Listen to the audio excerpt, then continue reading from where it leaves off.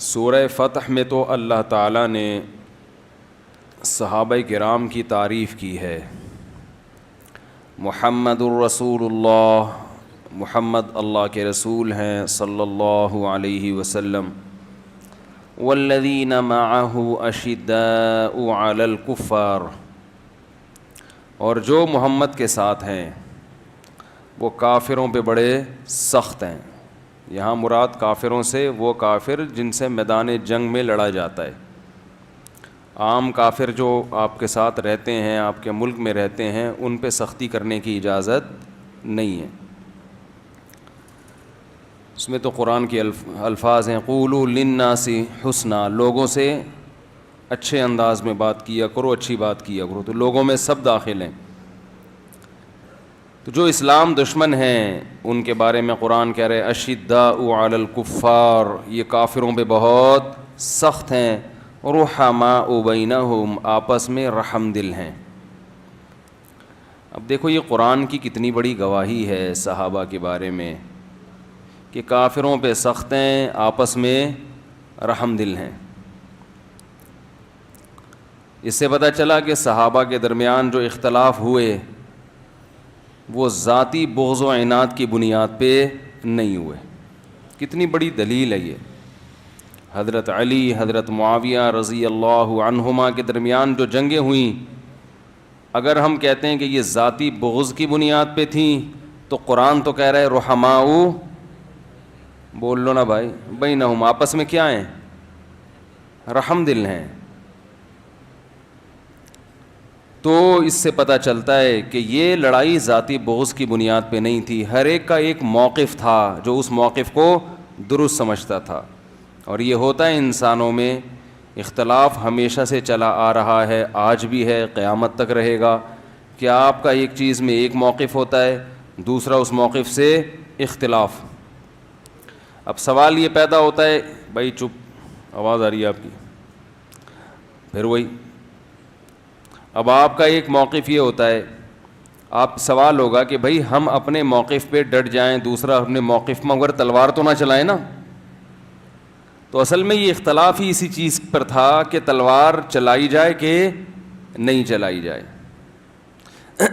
اس پر کئی دفعہ پہلے بیان ہو چکا ہے تو گلا بیٹھا ہی رہتا ہے رمضان میں، کہ حضرت معاویہ رضی اللہ تعالی عنہ کا موقف یہ تھا کہ حضرت عثمان کے قاتلوں سے قصاص لیا جائے.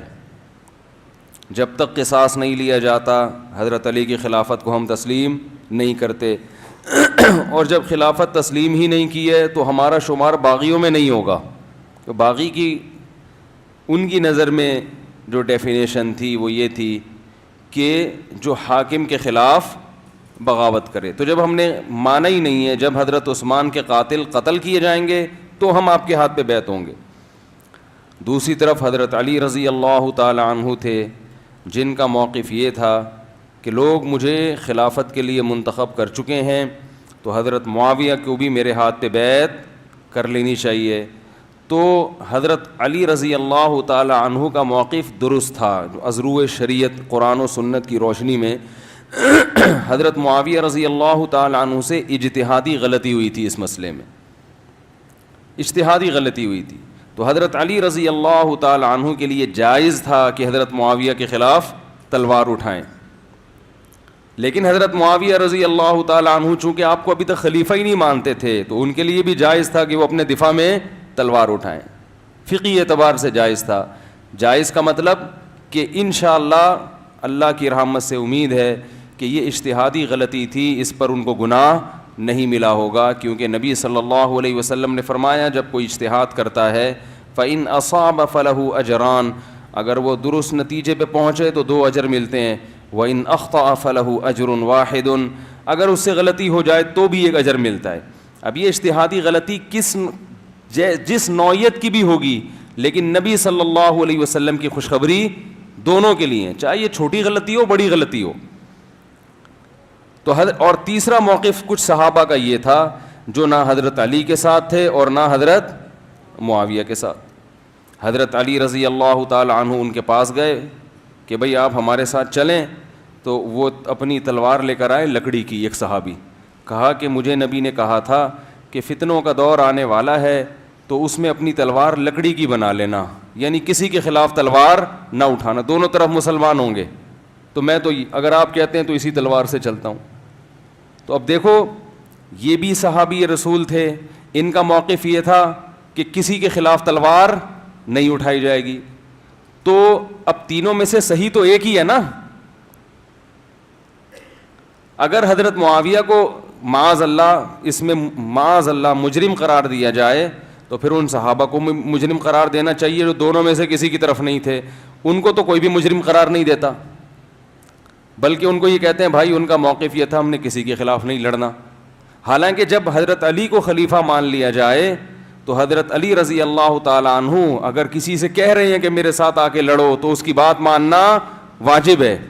اور ہمارا موقف یہی ہے کہ حضرت جن صحابہ نے اس موقع پر حضرت علی کا یا حضرت معاویہ کا کسی کا بھی ساتھ نہیں دیا وہ بھی اجتہادی خطا پر تھے, مگر اجر ان کو بھی ملے گا. اس لیے کہ وہ جو حدیثیں تھیں فتنے کے بارے میں کہ جب مسلمانوں کی تلواریں آپس میں چلیں گی تو وہ یہ سمجھ رہے تھے وہ اس موقع کے بارے میں ہے.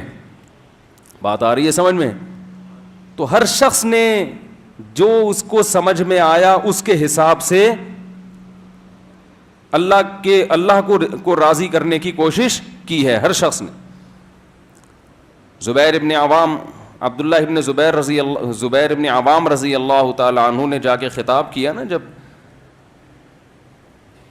حضرت علی کے لشکر میں تھے, جا کے خطاب کیا کہ لقد علمنا ان فیکم زوجۃ النبی صلی اللہ علیہ وسلم, ہم جانتے ہیں کہ تمہارے درمیان نبی کی زوجہ بھی ہیں.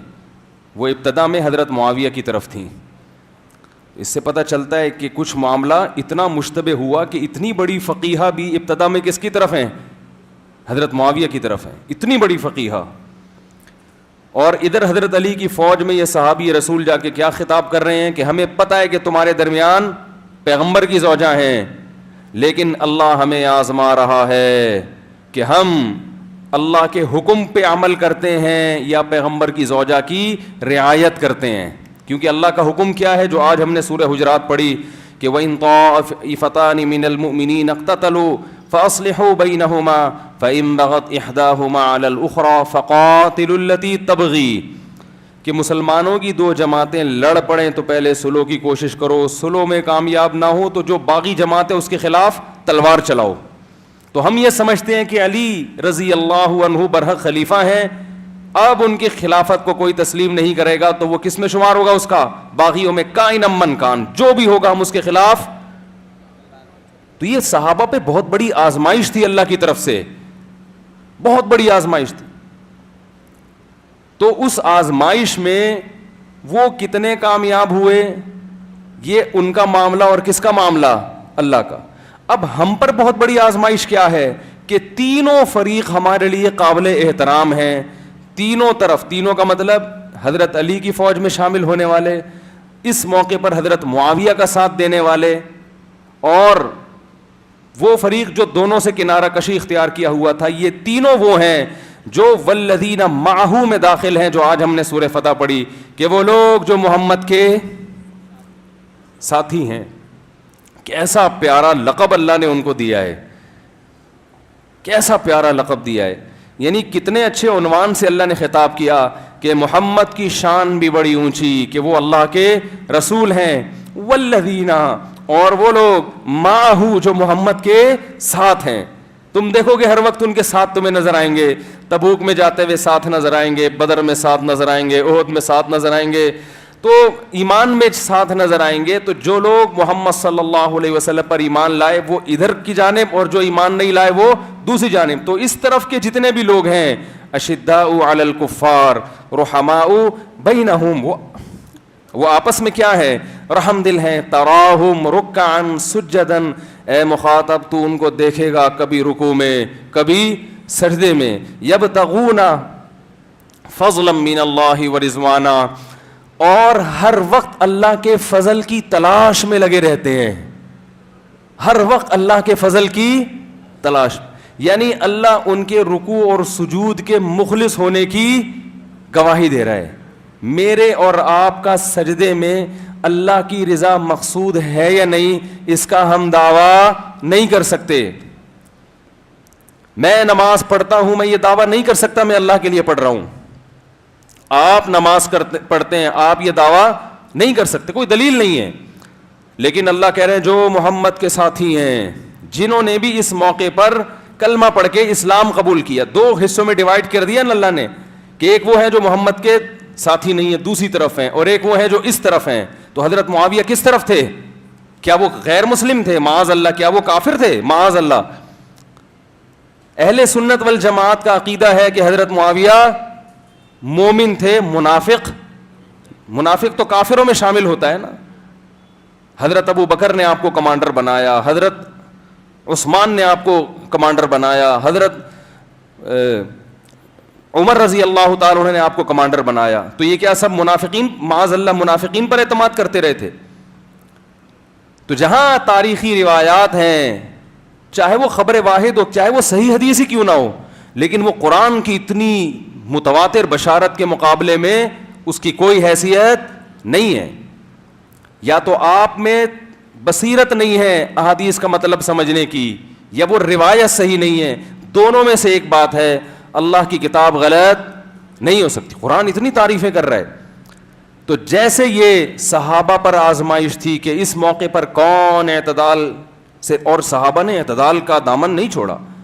جنگ ہو رہی ہے اور ایک دوسرے کے شہداء کی نمازیں پڑھائی جا رہی ہیں, ان کا مال غنیمت کے طور پہ استعمال نہیں کیا جا رہا. اور پھر اس جنگ کو حضرت حسن نے ختم بھی کر دیا. حضرت معاویہ رضی اللہ تعالی عنہ کے ہاتھ پہ بیعت ہو کر اس اختلاف کو ختم کر دیا. اس کے بعد کیا ہوا ہمیں اس سے بحث نہیں ہے. اس میں آپ کہہ سکتے ہیں فلاں غلط تھا, فلاں صحیح تھا, آپ جو مرضی کریں. ہم کس کے ذمہ دار ہیں؟ صحابی رسول کے, کیونکہ قرآن کہہ رہا ہے والذین معہ, جو محمد کے ساتھی ہیں, اشداء علی الکفار رحماء بینہم تراہم رکعا. عجیب انداز ہے قرآن کا تعریف کا. اللہ یہ نہیں کہہ رہے کہ وہ رکوع بھی کرتے ہیں, وہ سجدہ بھی کرتے ہیں, بھائی وہ تو سبھی کرتے ہیں. اللہ کہتا ہے تراہم, تو جب ان کو دیکھے گا, رکعن, یا تو رکوع میں ہوں گے یا سجدے میں, یعنی عبادت کی کثرت. اور اللہ فرماتے ہیں تو جب بھی ان کو دیکھے گا یا تو رکوع میں یا سجدے میں, اور یہ رکوع اور سجدے کی ظاہری کیفیت تو دیکھے گا, اندر سے کیسے ہوں گے یہ تو دیکھ نہیں سکتا, وہ میں تجھے بتاتا ہوں کہ اس رکوع اور سجدے میں یبتغون فضلا من اللہ ورضوانا, اللہ کا فضل اور اس کی رضا تلاش کر رہے ہوں گے. یہ اندر کی چیز ہے جو تجھے نظر نہیں آ رہی, وہ میں تجھے بتاؤں گا. سیماہم فی وجوہہم من اثر السجود. ہاں اللہ نے فرمایا کہ سجدے کی کثرت, رکوع کی کثرت اور خشوع و خضوع کے کچھ آثار ایسے ہیں جو ان کے چہروں سے ظاہر ہو جائیں گے.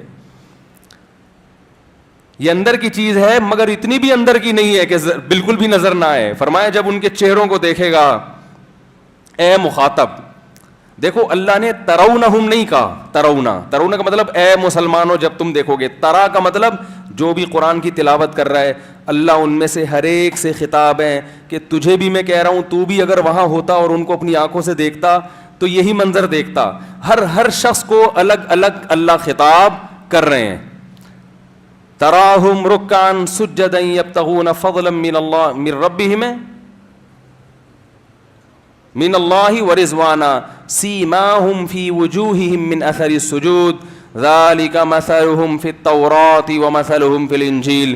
اللہ کہتے ہیں ہم نے موسیٰ پر جو کتاب نازل کی نا, تورات, اس میں جو آخری نبی کی بشارتیں تھیں کہ آخری نبی جو آئے گا اس کی کیا علامتیں ہوں گی, تو جہاں اس میں محمد صلی اللہ علیہ وسلم کی نشانیاں تھیں, وہاں یہ بھی تھا کہ محمد صلی اللہ علیہ وسلم کو ساتھی کیسے ملیں گے. ان ساتھیوں کے دیکھ کے بھی لوگ پہچان جائیں گے کہ یہ سچے نبی ہیں, ان ساتھیوں کی یہ علامتیں دیکھ کے. آپ جائیں پہچاننے کے لیے کسی کو تو بعض دفعہ اس کا حلیہ دیکھا جاتا ہے, اور بعض دفعہ یہ بتایا جاتا ہے بھائی اس کے ارد گرد اس قسم کے لوگ ہوں گے. تو جس کے ارد گرد اس قسم کے لوگ ہوں, سمجھ جانا کہ وہ سچا نبی ہے, وہ جھوٹا نبی نہیں ہے. کتنی بڑی فضیلت صحابہ. اور آج ہر بدبخت انجینئر پلمبر اٹھ کے بیٹھتا ہے اور صحابہ کے خلاف ایک طوفان بدتمیزی کھڑا کر دیتا ہے. جس کو نہ بولنے کی تمیز نہ بات کرنے کی تمیز, بیٹھ کے فضول بحثوں میں لوگوں کو ڈال دیا. حضرت ابو سفیان رضی اللہ تعالی عنہ جو دیر سے اسلام لائے, ان کے بارے میں ایسے دبے دبے الفاظ سے ان کی بے ادبی کی ہے کہ جیسے اس کو تکلیف ہو رہی ہے کہ وہ جنت میں کیوں جائیں گے, یعنی ان کا اللہ نے اسلام قبول کیوں کر لیا. ایسے جیسے کوئی دیر سے اسلام لائے نا تو آپ خوش ہوں گے نا, چلو یہ بھی الحمدللہ اسلام میں داخل ہو گئے, اللہ نے ان کو بھی جہنم کی آگ سے بچا لیا. لیکن اسٹائل ایسا ہے جس سے ایسے لگ رہا ہے کہ کاش یہ دیر سے بھی اسلام نہ لاتے تو زیادہ اچھا تھا. اس طرح سے صحابہ کرام کا نام لیا جا رہا ہے. حضرت ابو سفیان اگرچہ دیر سے اسلام لائے ہیں مگر آپ نے اس تاخیر کی تلافی کی ہے اور پھر جنگوں میں شریک ہوئے ہیں. جو اسلامی سرحدوں پر اور جنگیں لڑی گئی ہیں اس میں اس نقصان کی تلافی کی ہے جو دیر سے اسلام لانے کی وجہ سے ہوا. خالد ابن ولید بھی تو بہت جلدی اسلام نہیں لائے نا. اب کوئی کہ خالد ابن ولید کا نام جیسے ہی آئے زبان پہ کہے یار ان کی وجہ سے تو احد میں 70 صحابہ شہید ہوئے تھے. حضرت حمزہ نبی کے سگے چچا, ٹھیک ہے انہوں نے شہید نہیں کیا مگر شہادت کا اصل سبب تو خالد ابن ولید بنے تھے نا, انہوں نے تو پلٹ کے حملہ کیا تھا اور ان کی وجہ سے تو بڑے بڑے حضرات شہید ہو گئے اور نبی کو زخم پہنچے. یہ تو سب خالد ابن ولید کی وجہ. ہاں وہ صلح حدیبیہ کے بعد مسلمان ہو گئے, ان کے اسلام کو قبول کر لیا گیا لیکن بہرحال دیر سے مسلمان ہوئے. اس کا مطلب ہے کہ آپ کے دل میں خالد ابن ولید کے بارے میں بغض چھپا ہوا ہے. ہم کہتے ہیں خالد ابن ولید نے اسلام کو واقعتاً بہت نقصان پہنچایا لیکن اس نقصان کی تلافی کی ہے اور ایسا فائدہ پہنچایا خالد ابن ولید نے کہ 9 تلواریں توڑی ہیں ایک دن میں دشمنوں پہ اور سیف اللہ کا خطاب ملا. حضرت ابو سفیان بھی بہت دیر سے مسلمان ہوئے, بہت اسلام کو حالت کفر میں نقصان پہنچایا مگر اس نقصان کی تلافی اللہ نے بھی کر دی. اللہ نے ساری خطاؤں کو معاف کر دیا. الاسلام یہدم ما کان قبلہ, نبی نے فرمایا جتنے بڑے بڑے جرائم ہیں نا اسلام ہدم کا مطلب ہدم کہتے ہیں بڑی دیوار کے گرنے کو. جیسے کوئی بڑی عمارت ہو نا وہ ایسے ہی نہیں گر جاتی, اس کے لیے بڑی بڑی کرینیں لانی پڑتی ہیں. تو ہدم کا لفظ بتا رہا ہے کہ تمہارے گناہوں کی بڑی بڑی دیواریں بھی اگر ہوں گی, بہت بڑی بڑی عمارتیں بھی ہیں, تو اسلام ان گناہوں کو ایسے گرا دے گا جیسے بڑی بڑی بلڈنگوں کو زمین پہ گرایا جاتا, ختم کر دے گا اسلام. اور حضرت ابو سفیان رضی اللہ تعالیٰ عنہ نے پھر کتنی جنگیں لڑیں, اپنی بیوی کو بھی ساتھ لے جایا کرتے تھے ان جنگوں میں تاکہ ہم پیچھے بھاگ نہ سکیں اور ہماری عورتیں ہمیں تانا دیں. تو یہ ساری زندگی ابو سفیان رضی اللہ تعالیٰ عنہ کی. ہمارے نبی نے حضرت ابو سفیان کو کس قدر عزت دی ہے, کتنی عزت دی ہے کہ آپ صلی اللہ علیہ وسلم نے فتح مکہ کے دن اعلان کیا جو ابو سفیان کے گھر داخل ہو گیا اس کو پناہ. کتنی عزت دے رہے ہیں نبی, تو عزت دے رہے ہیں. نبی صلی اللہ علیہ وسلم ان کو مؤلفۃ القلوب میں شامل کر رہے ہیں کہ ابو سفیان آ جائے کسی طریقے سے, اسی لیے چاہ رہے ہیں نا کہ یہ آئے گا تو دین کو فائدہ ہوگا. اس جیسے سردار کا آنا بڑا ضروری ہے, چاہتے گردن اڑا دیتے جا کے فوراً. اور ابو سفیان رضی اللہ تعالی عنہ ہمارے نبی کے سسر بھی ہیں. سسر کا مقام باپ کی جگہ ہوتا ہے نا رشتے کے اعتبار سے. نبی صلی اللہ علیہ وسلم نے فرمایا ان احق الذی اکرم بہ الرجل ابنتہ او اختہ, سب سے زیادہ لائق احترام وہ ہے جس کی بیٹی یا بہن تمہارے نکاح میں. ابو داؤد کی روایت ہے. سب سے زیادہ لائق احترام کون ہے؟ بولو نا بھائی, جس کی بیٹی یا بہن تمہارے نکاح میں ہے. تو ابو سفیان کی بیٹی تھی نا نبی کے نکاح میں, تو نبی اس بنیاد پر بھی ابو سفیان کا احترام کر رہے ہیں. مگر آپ کو حضرت ابو سفیان کی تعریف کرتے ہوئے, احترام سے ان کا نام لیتے ہوئے, ان کو اپریشیٹ کرتے ہوئے پیٹ میں کیا ہو رہا ہے؟ مروڑ ہو رہا ہے. تو یہ اندر کا نفاق ہے, اندر کا بغض ہے صحابہ کرام کے خلاف, جو قرآن و سنت کا لیبل لگا کے حق پرستی کا لیبل اچھا لگایا ہوا ہے آپ نے. وہی ہے کہ وہ چینی کی بوری پہ کسی نے وہ لکھا ہوا تھا, چاول لکھا ہوا تھا, تو کسی نے بولا اندر چینی ہے اوپر چاول لکھا ہوا ہے. اس کہتا ہے مکھیوں کو دھوکہ دینے کے لیے. کیا کرنے کے لیے لکھا ہوا ہے اوپر چاول؟ مکھیوں کو دھوکہ دینے کے لیے. تو لیبل کچھ بھی لگا لیا جاتا ہے, اندر کیا ہے اصل چیز تو کیا ہوتی ہے, بوری کے اندر کیا ہے. تو آپ کے اندر صحابہ کا بغض بھرا ہوا ہے, تو آپ ان کی بھی منفی چیزوں کو, اگر منفی چیزوں کو لاؤ تو کون کہتا ہے کہ صحابہ معصوم تھے, ان سے کبھی خطا نہیں ہوئی؟ کون کہتا ہے بھائی معصوم تھے ان سے کبھی خطا نہیں ہوئی؟ بعض ایسے صحابہ ہیں جلیل القدر جن کا میں نام نہیں لوں گا, بڑی اسلام کے لیے ان کی خدمات ہیں, لیکن زمانہ جاہلیت میں انہوں نے اپنی بیٹی کو زندہ دفن کیا ہے. کتنا بڑا ظلم. اب اگر آپ اس کو لے کے دیکھتے رہو گے تو یہ ایک ہی ان کو بدنام کرنے والا جو ہوگا نا, جو بدنام کرنے کی کوشش کرے گا, یہ ایک جرم ہی کافی ہے. لیکن جب وہ پلٹے ہیں تو ایسی انسانیت کی خدمت کی ہے انہوں نے, ایسی بیٹیوں کی خدمت کی اور عورتوں پر احسان کیا کہ اس کی تاریخ میں مثال نہیں ملتی. تو قرآن کے الفاظ دیکھو, تراہو میں مخاطب, جب تو ان کو دیکھے گا تو کیا دیکھے گا؟ رکعن سجدن, کبھی رکوع میں کبھی سجدے میں, یبتغون فضلا من اللہ ورضوانا, اپنے اللہ کا فضل تلاش کر رہے ہوں گے, اس کی رضا تلاش کر رہے ہوں گے. اور سیماہم فی وجوہہم من اثر السجود, سجدے کے آثار ان کے چہروں سے نمایاں ہوں گے. اور آخر میں اس بات کو اللہ نے بڑے پیارے کلام کے ساتھ ختم کیا, ذالک مثلہم فی التوراۃ, فرمائے یہ ان کی مثال ہم تورات میں بھی دے چکے تھے, ومثلہم فی الانجیل, اور انجیل میں بھی. عیسیٰ ابن مریم کو بھی ہم نے بتا دیا تھا کہ آخری نبی کی علامات کیا ہوں گی, اس کو ساتھی بڑے خاندانی ملیں گے, کیونکہ حضرت موسیٰ کو جو قوم ملی وہ خاندانی. آواز کو کیا ہو گیا میرے بھائی؟ اسپیکر بھی تو کوئی خاندانی لے آؤ نا. مجھے بھی ماشاءاللہ یہ خدمت گزار بڑے خاندانی ملے ہیں اور بڑے اچھے ہیں ماشاءاللہ, بہت خدمت کرتے ہیں, لیکن اسپیکر کا مسئلہ حل نہیں ہوتا. واللہ عالم اس کی کیا وجہ, کوئی وائرس ہے کہ ان لوگوں کو کہا گیا ہے کہ آپ مفتی صاحب کی بہت خدمت کریں لیکن مائک ٹھیک نہیں ہونے دینا. باقی ماشاءاللہ ہر چیز میں بہت اچھے ہیں, ایک نمبر لوگ ہیں, سارا دن خدمت کرتے ہیں بغیر کسی معاوضے کے.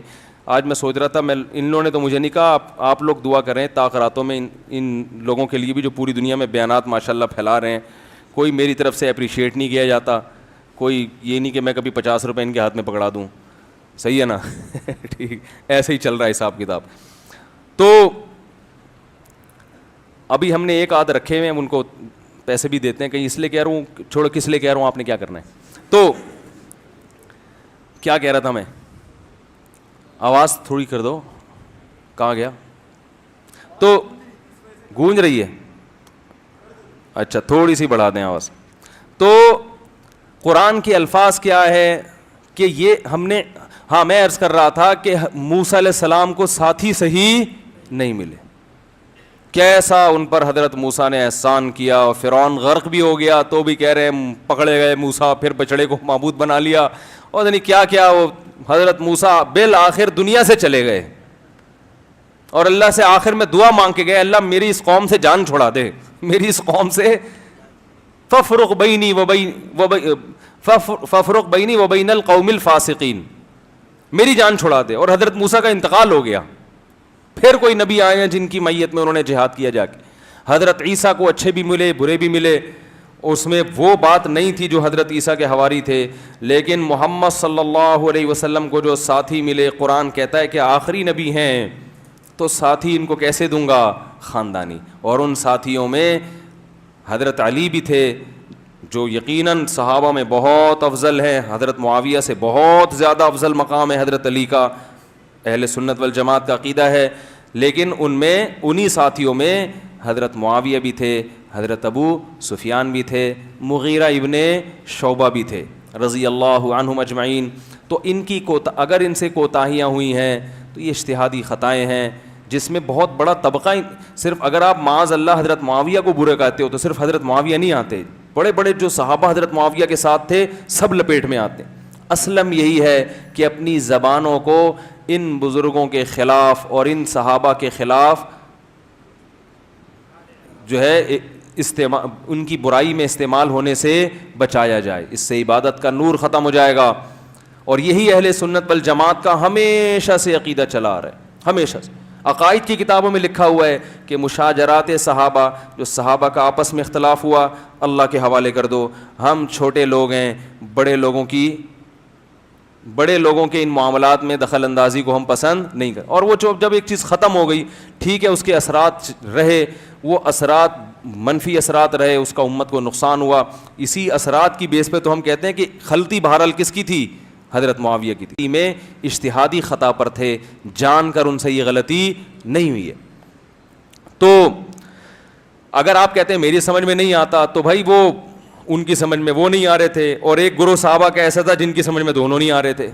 ٹھیک ہے نا, تو سمجھ کے بارے میں تو یہ ہوتا ہے نا کہ آپ کی سمجھ میں ایک چیز آئے دوسرے کی نہ آئے. اور پھر قرآن نے کیا کہا آخر میں سورہ فتح کے, اللہ نے فرمایا کزرع اخرج شطأہ فآزرہ فاستغلظ فاستوى على سوقه يعجب الزراع ليغيظ بهم الكفار.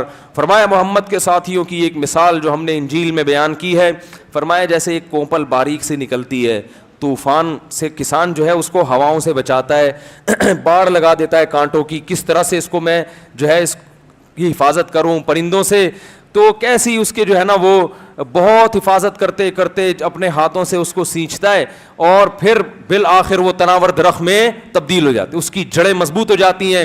اس کے بعد وہ دوسرے کسان اس کو دیکھ کر حسد کرنے لگتے ہیں. جب وہ ننھے پودے تھے ان کو دیکھ کر کسی کو جیلسی نہیں ہوتی تھی, لوگ کہتے تھے ان کو تو ایک ٹھوکر مارو اڑ جائیں گے, لیکن اللہ فرماتے ہیں جب وہ تناور درخت میں تبدیل ہو جاتے ہیں اور ان کی جڑیں مضبوط ہوتی ہیں, یعجب الزراع لیغیظ بہم الکفار, تو دوسرے کسان اس کو دیکھ کر حسد کرنے لگتے ہیں کہ یہ تو بڑے طاقتور ہو گئے.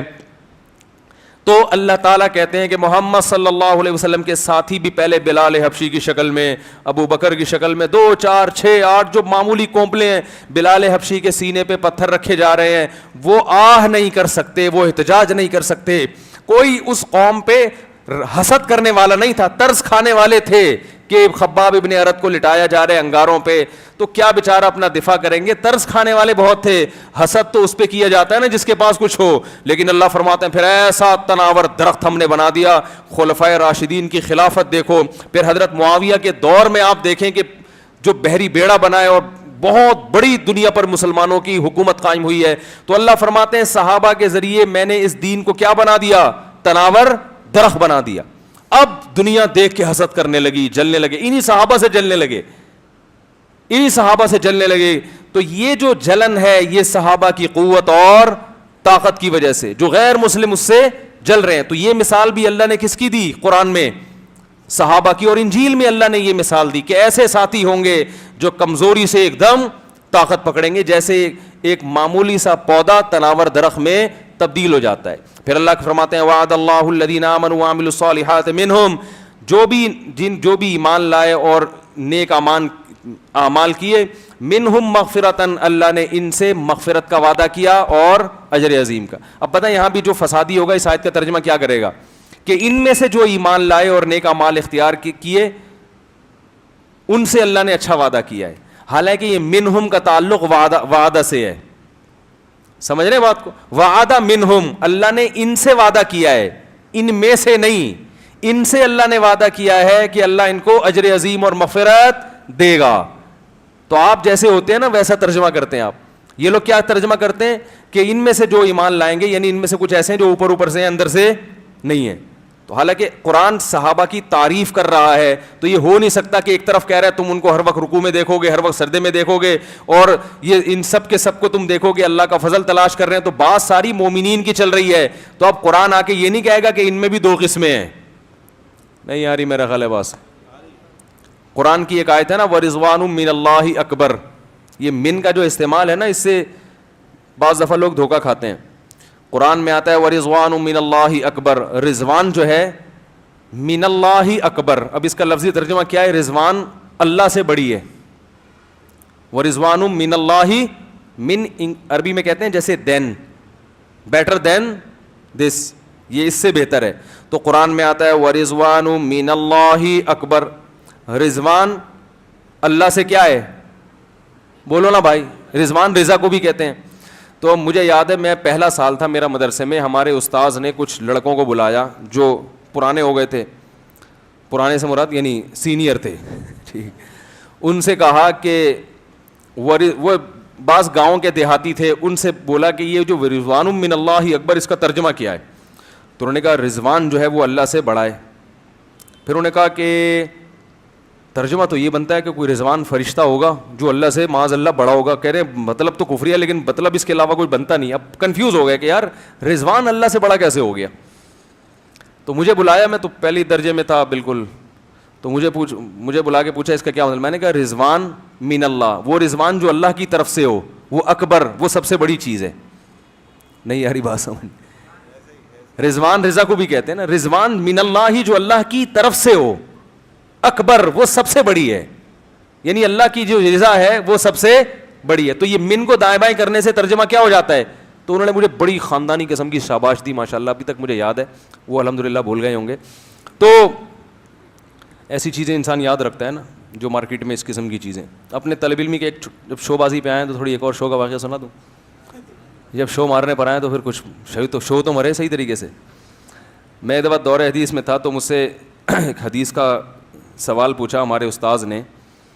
وہ حدیث میں آتا ہے کہ جس نے جھوٹا خواب گڑھا, جھوٹا خواب سنایا, تو اس کی بڑی سخت سزا ہے. اس کو اللہ تعالیٰ جو کے 2 دانوں میں گرہ لگانے کا حکم دیں گے, جو ناممکن ہے, یعنی ایسے کام کا حکم دیں گے جو ممکن نہیں.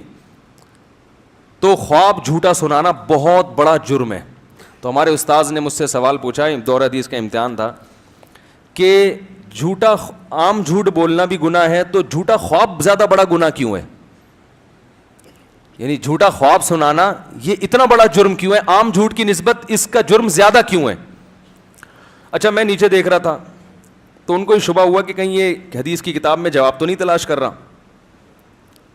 تو خیر میں نے جب نظر اٹھائی, میں سوچ میں پڑا ہوا تھا, تو میں نے نظر اٹھائی تو میں نے جواب دیا ان کو. میں نے کہا بھائی حدیث میں آتا ہے, دوسری حدیث میں آتا ہے کہ خواب نبوت کا 46واں حصہ ہے. خواب نبوت کا 46واں حصہ. تو اگر کوئی جھوٹا خواب سنائے گا تو یہ ایک طرح سے کس پہ جھوٹ باندھ رہا ہے؟ اللہ پہ, کیونکہ اس میں نبوت کا شائبہ, وحی کا شائبہ ہے. تو جیسے کوئی پیغمبر اللہ پہ معاذ اللہ جھوٹ باندھے جو کہ ممکن نہیں ہے, تو قرآن کہہ رہا ہے کہ ہم اس کی شہرک کاٹ ڈالیں گے, کیونکہ یہ عام جھوٹ نہیں ہے بلکہ یہ اللہ کی طرف نسبت. تو خواب بھی نبوت کا 46واں حصہ ہے, تو اس میں بھی خدا کی طرف جھوٹ کی نسبت ہو رہی ہے. انہوں نے کہا دیکھا ہے تم نے یہ جواب؟ میں نے کہا نہیں دیکھا نہیں ہے. انہوں نے کہا اس کا مطلب پھر سبق میں جو یاد تھا؟ میں نے کہا جی, حالانکہ نہ مجھے سبق کا یاد تھا نہ اس وقت دیکھا تھا, یہ اسی وقت میرے دماغ میں یہ بولو بھائی جواب آیا تھا. لیکن میں نے کہا اگر میں کہوں گا ابھی دماغ میں آیا, وہ استاذ کو یقین نہیں آئے گا, بڑا فنٹر بن رہا ہے آج کل. تو میں نے پھر یہی بولا, میں نے کہا ہاں وہ سبق میں ہی ہے, لیکن میں نے اس وقت نقل وقل نہیں ماری تھی, دیکھا نہیں تھا. تو کچھ ایسے خاندانی کام ہم سے بھی ماضی میں, بس زیادہ شوبازی پر آتا ہے نا انسان تو پھر نقصان ہوتا ہے. ایک اور واقعہ آ رہا تھا لیکن وہ رہنے دیں, لیکن سنا ہی دیتا ہوں یار, لیکن سنا ہی دیتا ہوں. کیا خیال؟ وہ بچپن کا واقعہ ہے, اور ایک بدعتی کے ساتھ مناظرہ ہوا تھا, بدعتی کے ساتھ. وہ مجھے اس وقت میں بالکل فارغ تھا, یعنی میں مدرسے میں داخل بھی نہیں ہوا تھا. تو ایک بڑے بدعتی صاحب تھے ہمارے محلے میں, وہ کہتے تھے نبی صلی اللہ علیہ وسلم کو ما کانا و ما یکونو کا علم حاصل ہے, ہر چیز کے بارے میں, یعنی گویا اللہ کے علم اور نبی کا علم کیا ہو گیا؟ برابر ہو گیا. اللہ نے دے دیا ہے آپ کو سب چیزوں کا علم. تو ہم چلے گئے, بچے تھے, ہم نے ان سے پوچھا جا کے کہ حضرت یہ تو آپ کہہ رہے ہیں سب کچھ ہی پتہ چل گیا ان کو, تو اس کی دلیل کیا ہے؟ انہوں نے قرآن کی آیت پڑھی, وما هو علی الغیب بضنین, ہمارے نبی غیب پر بخیل نہیں ہے. یعنی اللہ نے جو نبی کو غیب کا علم دیا تو ہمارے نبی اس میں بخیل نہیں ہے. بخل کہتے ہیں نا کہ اپنے پاس رکھ لینا چیز کو سنبھال کے, بخیل نہیں ہے, سخاوت کرتے ہیں اس علم میں. تو میں نے فوراً ان کو جواب دیا, میرے دماغ میں اس کا جواب, میں نے کہا بھائی اس سے کلی علم, سارا علم غیب مراد نہیں ہے. کہنے لگے کیوں؟ میں نے کہا اگر سارا علم غیب مراد ہوتا تو نبی پھر سارا علم غیب امت کو دیکھ کر جاتے. اگر کچھ اپنے پاس رکھتے تو بخل لازم آتا کہ نہیں آتا؟ تو قرآن تو کہہ رہا ہے وما هو علی الغیب بضنین. یہ تو بعد میں پھر میں نے گرامر پڑھی تو اور کچھ اس میں نقطے نکلے, جب اس وقت تو مجھے کچھ بھی نہیں آتا تھا, یعنی گرامر میں پتہ چلا اس میں تو آتا ہے ذرہ برابر بھی بخل نہیں کرتے. بضنین میں بات تاکید کے لیے, ما ہوا علی الغیب بضنین, نبی کو اللہ فرماتے ہم نے جو غیب دیا اس میں ذرا بھی بخل کا سے کام نہیں لیتے. سارا امت کو کیا کر دیا آپ نے؟ بانٹ دیا, کچھ بھی نہیں, یعنی اس میں بخل نہیں کیا آپ نے. تو میں نے کہا اگر اس سے کلی علم غیب مراد ہوتا تو پھر نبی صلی اللہ علیہ وسلم امت کو بھی عالم الغیب بنا کے جاتے. تو اس سے کلی علم غیب نہیں ہے, جتنا جو جزوی علم غیب اللہ نے اپنے نبی کو دیا جو اللہ کے علم کے مقابلے میں یقیناً کم تھا, ہمارے مقابلے میں تو بہت ہے. تو ہمارے نبی نے جو علم غیب اللہ نے بانٹنے کو کہا امت کو, اس میں نبی نے بخل سے کام نہیں لیا. تو شریعت کی جتنی ضروری چیزیں تھیں, قبر کے احوال, قیامت کے احوال, جو بھی اللہ نے نبی صلی اللہ علیہ وسلم کو بتائے, اور وہ ایسی باتیں جن کا امت کے عملی زندگی سے یا دین کی زندگی سے تعلق ہے تو اس میں نبی نے ذرا بھی بخل سے کام نہیں لیا, اور وہ سارا امت کو دے کر گئے نبی صلی اللہ علیہ وسلم. جیسے حکیم لوگ ہوتے ہیں نا, بہت اچھے اچھے نسخے اپنے ساتھ قبر میں لے کے چلے جاتے ہیں, یہ بخل ہو گیا نا. تو ہمارے نبی نے بھی امت کے فائدے کی جتنی چیزیں تھیں جن کا تعلق غیب سے تھا وہ تمام چیزیں امت کو بتا دی ہیں. تو اس سے کلی علم غیب مراد ہوتا تو وہی پھر امت بھی کیا بن جاتی, عالم الغیب بن جاتی. تو وہ ان کے پاس اس کا جواب نہیں تھا. لیکن جب ہم افسوس کی بات, جب ہم ان سے بات چیت کر کے باہر نکلے تو ہماری گاڑی پر ٹھپے لگے ہوئے تھے کہ ہم بھی وہ ہو چکے ہیں. اب چھوڑیں, یعنی بس ہم بھی ویسا ہی لک آ گیا تھا ہماری گاڑی کا.